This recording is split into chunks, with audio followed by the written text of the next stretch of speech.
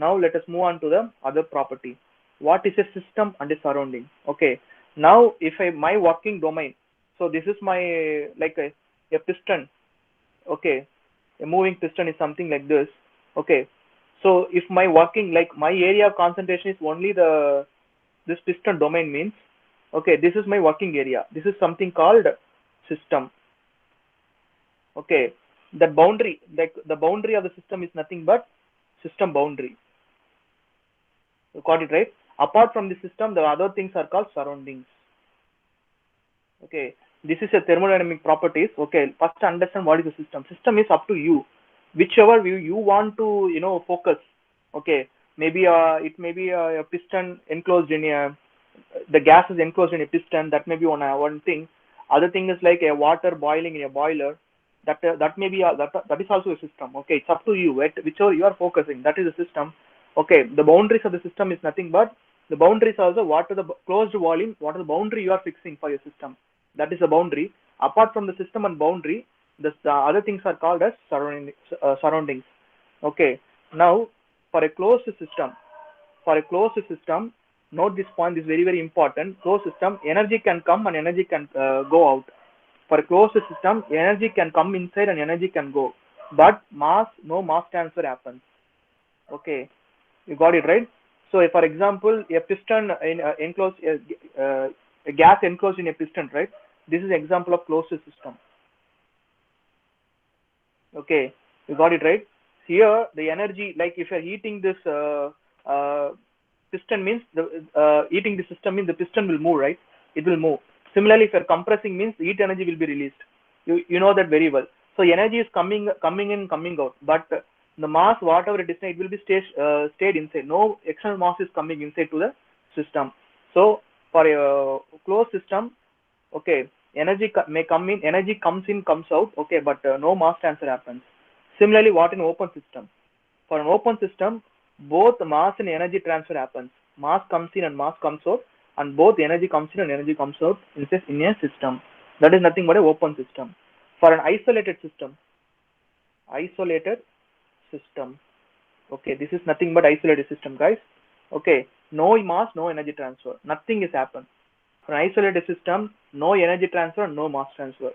That is nothing but an isolated system. Just take note of the three system: closed system, open system, and isolated system.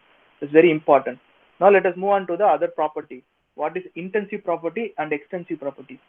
Intensive property is it is independent of the mass in the system. Okay, a property which is independent of the mass. Okay, if you have a system, there are a lot of properties, right? Pressure, temperature, and pressure, volume, temperature. So many properties are there, right? Properties of system. You know that PVT diagram. Okay, so many properties of system. Of those properties which is independent of the mass means those properties are called intensive property. For example, pressure, temperature. Okay, they are independent of the mass. Okay, pressure, temperature are all. For example, I'm having a system. The pressure can be like this is my volume of the system means it can I can have pressure here and pressure here. Okay, it doesn't depends on the volume. Pressure doesn't depends on the volume. The temperature doesn't depends on the volume. Okay, they are intensive property. Extensive property means it is related to mass. Okay, if they are related to mass means they are extensive property. For example, volume. Volume is related to mass only, right? Okay, density is equal to mass per volume.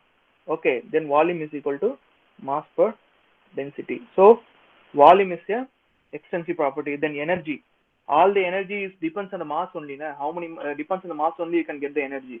How many coals you are burning, that many energy only you are getting, right? So it's a mass property. So energy is a mass property. You got it right. So it is extensive. Volume and energy are extensive. So some exceptional are specific extensive properties. For example, specific extensive means specific volume, specific energy are intensive properties. Note down this. Okay, specific means something per unit mass. Extensive property per unit mass are specific extensive property. Okay, here you are excluding the mass. So they are intensive properties. Specific volume, specific energy, those are intensive property. Then what about density? Is it intensive or extensive property? Okay, density will be a intensive property because a density depends on the point in the system, right? It is not depends on the volume. Okay, volume may be dependent on density. Okay, don't confuse. Okay, Density is an intensive property. It is independent of the mass. Density is independent of the mass. So these are some of the properties I want to convey. Then yeah, then note down this, guys. If work is coming out of the system, means that work is taken as positive. W is positive. Okay, if a system is producing some work, means that work is positive work. Okay, if work is supplied to the system, means that work is negative work. Note down the sign notations. It's very, very important. Okay, if a work is coming out of the system, means that work is positive. Work is given to the system, means that work is negative.